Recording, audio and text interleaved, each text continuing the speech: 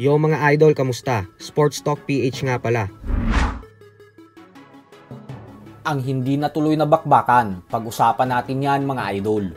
Ngunit bago ang lahat ay huwag kakalimutang mag-subscribe at i-click ang notification bell button for more sports talk.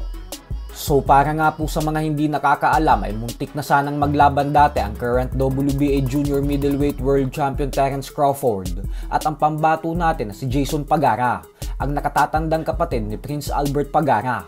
Ito po ay dahil taong 2015 hanggang 2017 ay si Pagara ang number 1 mandatory challenger sa 140-pound junior welterweight division para sa WBO World Title Belt.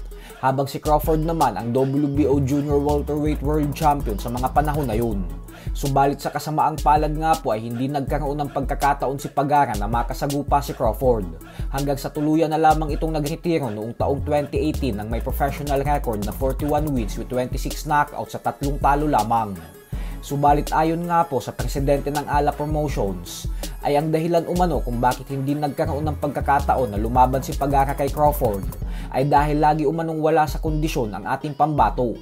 Paliwanag nito na alam daw mismo ito ni Pagara sa kanyang sarili na mahigit 1 taon itong nawala sa kondisyon ng pangangatawan hanggang sa tuluyan na daw itong nawala sa focus. Nakakapanghinayang umano ito gawa ng gusto na daw sanang dalhin ng Top Rank Promotions ni Bob Arum si Pagara sa Amerika.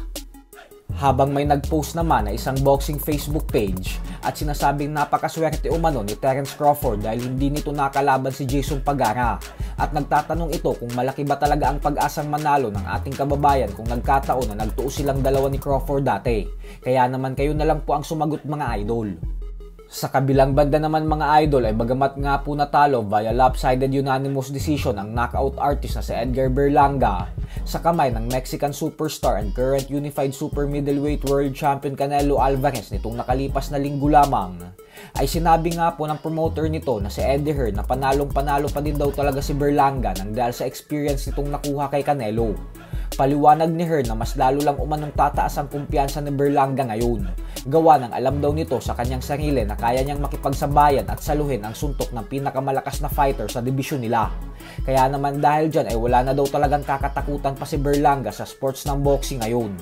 Bukod dyan ay asahan daw natin na mas dodoble pa ang pagiging halimaw ni Berlanga sa oras na ibang mga fighters na ang kalaban nito. Mismong si Berlanga ay natuwa din sa ipinakita niyang performance kay Canelo dahil kahit hindi niya nakuha ang panalo ay panigurado daw na isang lehitimong superstar na siya ngayon. Habang may mga fans naman na nagsasabi na hindi naman daw talaga maganda ang ipinakitang performance ni Berlanga. At bagkus sadyang humihina na daw si Canelo nang dahil sa may edad na daw itong 35 years old ngayon. Kung nagkataon umano na bata-bata pang Canelo ang nakatapat ni Berlanga, ay panigurado daw na knockout lang din ang sasapitin nito. Kaya naman kayo na lang po ang humusga dyan. So hanggang dito na lang po muna tayo mga idol.